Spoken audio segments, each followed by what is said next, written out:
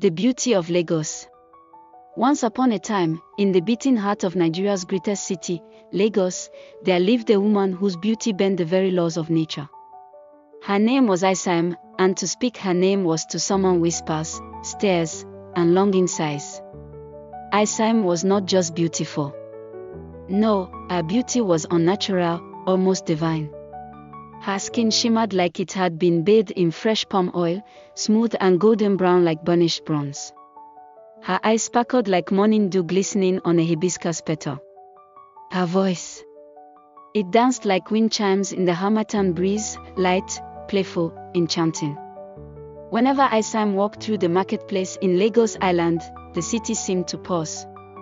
Traders forgot their prices. Men dropped their wares. Even the downfall buses slowed down.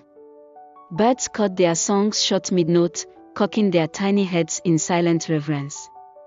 An old woman once whispered from behind her tray of kola nuts, shaking her head slowly.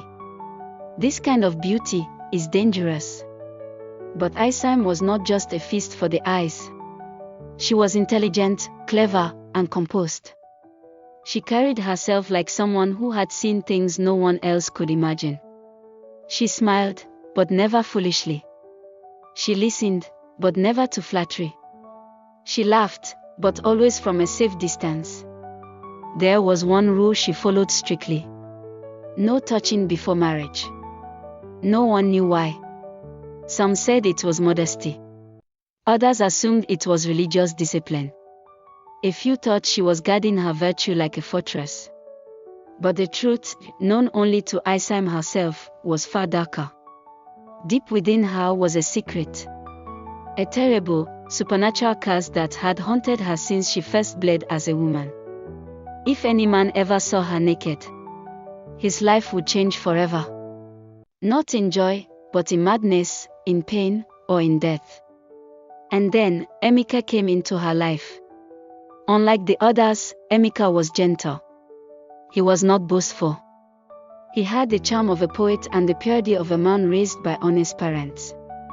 He saw Isime at a rooftop lounge in Victoria Island, her skin glistening under fairy lights, her laughter like a lullaby floating in the Lagos night. He knew, in that moment, that his heart no longer belonged to him. He began to court her. He praised her beauty with gentle poems, whispered under his breath. He never rushed her, never begged, never pressed. And Isime smiled. For once, she found herself hoping. Hoping she could finally escape the lonely prison her beauty had built. But still, she reminded him. No touching before marriage.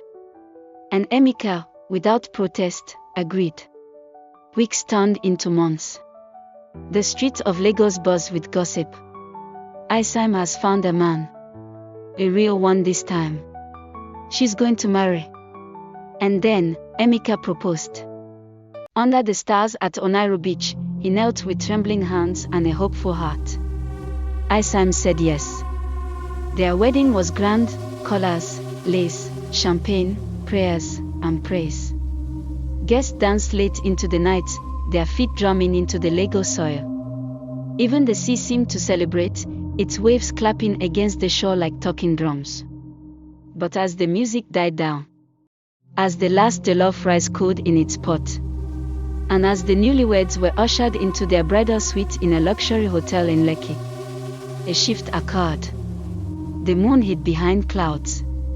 The air grew cold. And in the silence of that room, a centuries-old curse stirred once again. For tonight, Emeka would become the first man to truly see Isime. And with that vision, the first domino would fall.